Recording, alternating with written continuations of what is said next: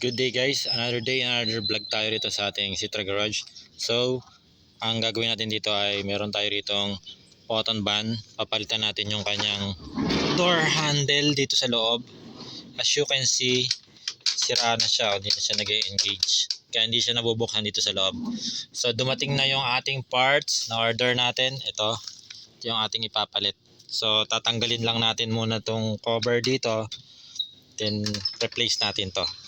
So balikan ko kayo guys after natin matanggal to. So guys, ayan. Natanggal na natin siya. So luwagan natin to dito. Ayan. Para ma-access natin. Tapos tanggalin natin to. Cover na to. Ayan, balikan ko kayo guys. So as you can see guys, ito yung naging problema sa kanya. Naputol yung kanyang kinakawitan nito. Ayan. So ito yung ating papalitan. Ayan. So tanggalin lang natin guys. Kabit natin yung bago. So ayan guys, nakikabit na natin yung ating bagong ayan, kabilaan yan. Ito. Kabit na natin. So kakabit na lang natin tong pinaka cover niya rito. Ayan. Then after nito, thread na, i-bolt na natin yung dalawang tornilyo doon. Test natin.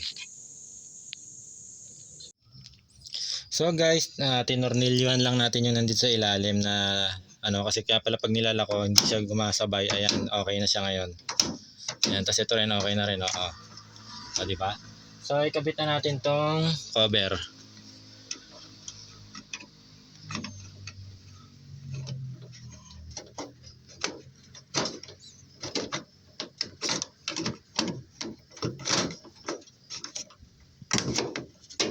Ayan.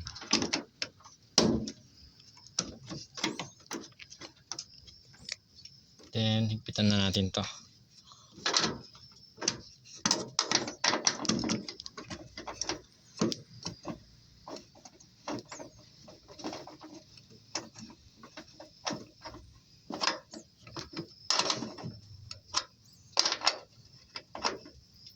natin kasi luluwag to sa vibration eh. Ayan, saktong higpit lang kasi baka naman ma-lost thread. Ito din, isa. Ayan, torque lang. Torque by hand. Testing natin. Lock, unlock. Okay guys, good. Open, open. Okay, so lock na natin to. So, nasan ba yung cover na isa? Saan ba na ilagay? Ito. Yung ating cover.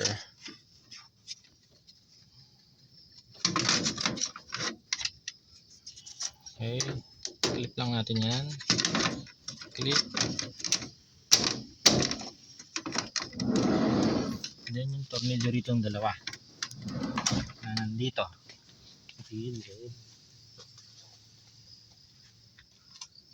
Then finish na.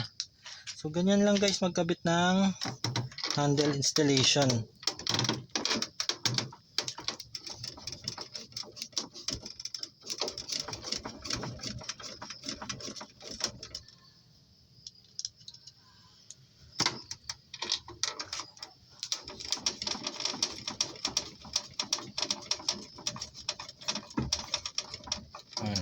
Okay guys, so hanggang dito na lang ating vlog. Dapat may natutunan na naman kayong bago. So guys, test natin. Okay, open mo sa loob. Okay guys, gumagana. So hanggang dito na lang guys ang ating vlog.